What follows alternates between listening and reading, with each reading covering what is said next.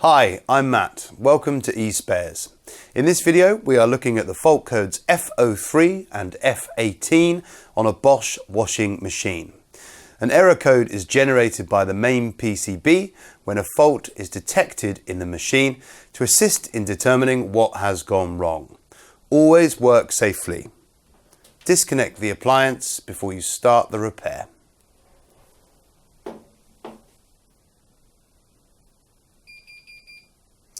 This machine has a display on the control panel which will show the error code here. F03 and F18 indicates that the machine has not drained the water in the correct time allowed by the electronics. This error code could indicate a number of different reasons why the machine is not draining. I'm going to take you through those causes to determine the reason why. Let's start with the most common. I'm going to start by checking the filter. Now, the filter does need to be checked regularly, otherwise it gets blocked, and if it does, you will get an error code. It is located here at the bottom right-hand corner of the machine, behind this cover. So just drop this down and remove, and here we have the filter. Now, before I open this up, what I'm going to do is put a towel down to collect any excess water, and also use an old washing up bowl so that I can use the emergency drain hose here. Just open that up and empty whatever water's inside there into the washing up bowl.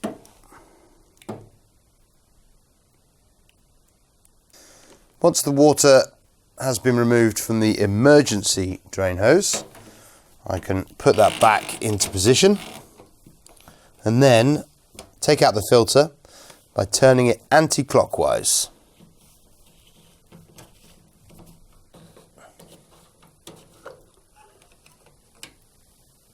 When you get the filter out, make sure you give it a good wash to get all the fluff and lint out from it. With the filter out, check inside for any foreign objects such as nails, screws, coins or hair grips, or anything else that may have fallen out of your pocket during a wash. And also, give the impeller at the back a spin just to make sure it turns freely. There's nothing else inside there before you put the filter back in.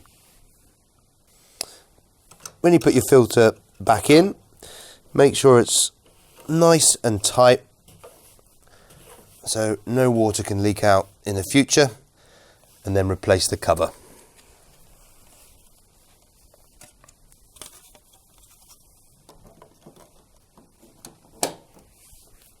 The next thing I need to check is the drain hose at the back. If that gets blocked, then it won't be able to drain the water and the error code will be displayed. In order for me to unblock the hose, I need to remove it. At the back of the machine, to make it easier to access the drain hose, I'm going to remove this back panel by undoing the one Torx head screw at the bottom. Make sure you hold on to the panel as it will drop down. Once the screw is removed, simply lift the panel out the way. The drain hose goes into the back of the machine here and is held in place by a clip at the top and also these two clips lower down. So the first thing I'm going to do is remove the clip at the top. You can just use your fingers to pull it away from the machine, or you can use a flat-headed screwdriver if you need to.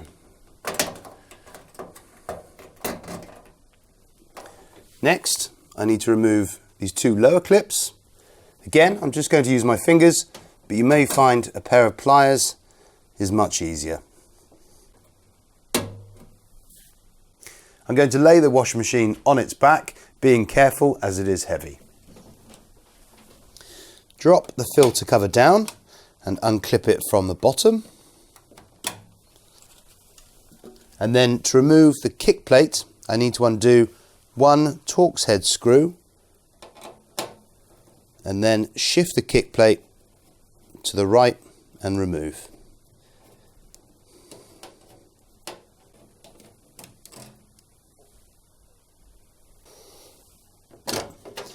Once you remove the kick panel, just take out the emergency drain hose. One more Torx head screw holding the pump chamber on here.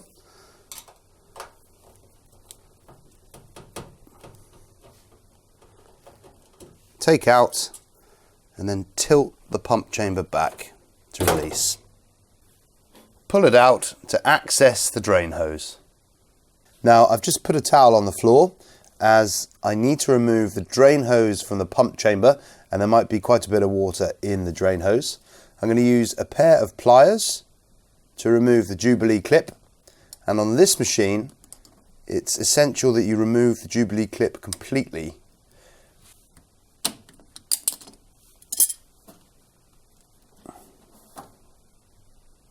The machine's now upright again as I can pull the drain hose out. With the hose removed from the machine, a great way of getting rid of any blockages is to put a screwdriver in one end and then pour water down the other end, and then force the water through by spinning it around as hard as you can. Now, it's a good idea to do this outside as it can get very messy. Once you're happy that the hose is cleared of any blockages, you can then refit it to the machine.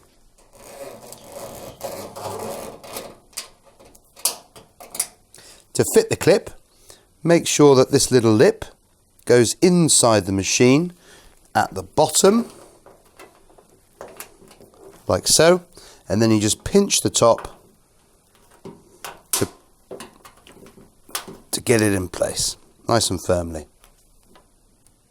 Now I need to just reposition these clips into the back of the cabinet from the inside.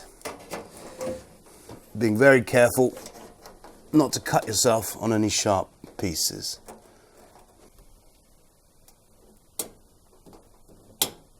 I can now refit the back panel.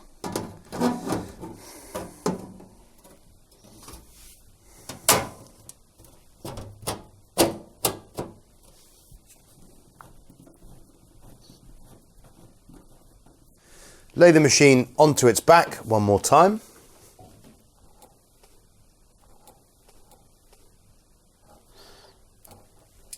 And then position the Jubilee clip over the end.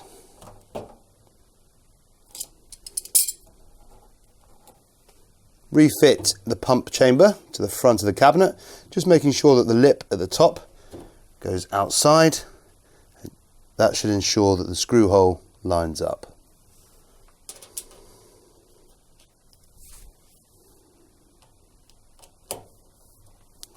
To refit the kick panel, I'm just going to push the emergency drain hose through. And then there's two clips on the far left that just slot into the cabinet. And then before you slot the right hand side in, just make sure to lift up this, which is the emergency door release, and push that through. And then fit these two clips on the far right into position. You can then fit the screw which holds the kick panel in place.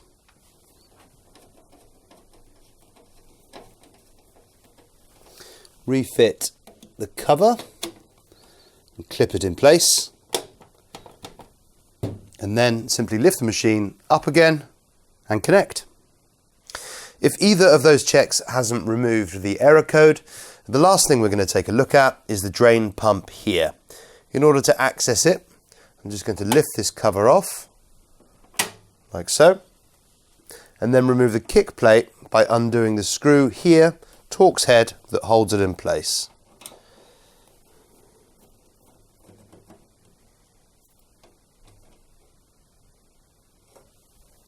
To remove the kick plate, simply push to the right, lift up, take away the emergency drain hose from underneath, and remove. To remove the pump itself, undo the Torx head screw that holds it to the cabinet and just let it tilt down, and there we are. To remove the pump assembly, I need to disconnect the sump hose by using a pair of pliers on this Jubilee clip. Just make that go down to disconnect.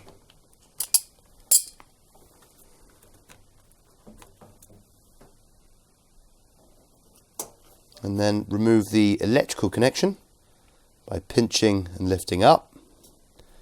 And then lastly, disconnect the drain hose, again using a pair of pliers to remove the Jubilee clip down.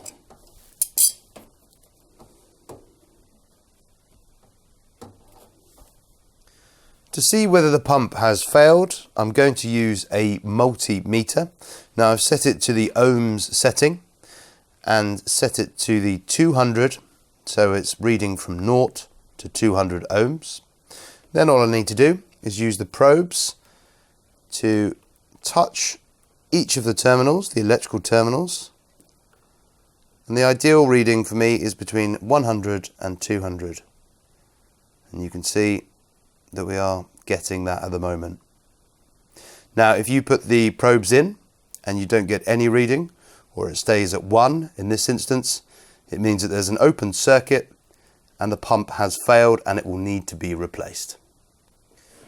The new pump looks ever so slightly different from the old one, although it fits in exactly the same way. It comes with the filter, but doesn't come with the clips, so you have to take those off the old one and put them on to the new one, ready to refit the hoses.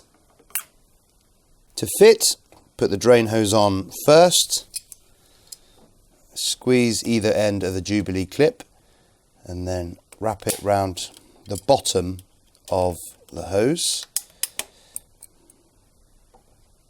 like that.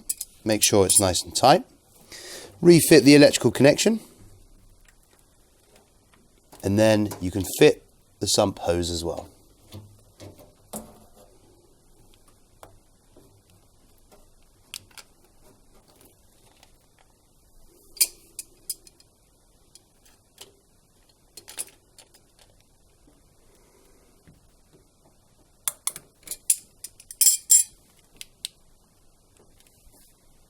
To fit the pump to the cabinet, just make sure that this lip is outside at the top, and that lines the screw hole up nicely, and then you can refit your Torx head screw.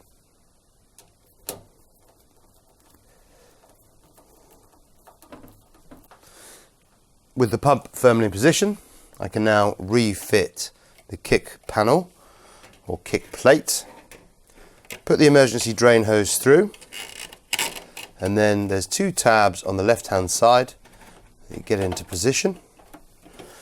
And then I need to make sure that the emergency door release, this item here, is lifted up, so I can then slot in the 2 tabs on the right hand side before refitting the screw.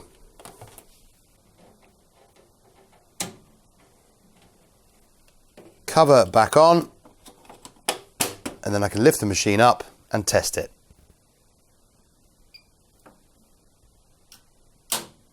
Excellent. As you can hear, it's draining correctly. There we have it, the eSpares guide on what to look for if your Bosch washing machine has error code F03 or F18. Please give this video a thumbs up if we've helped you, and subscribe for more handy how-to videos.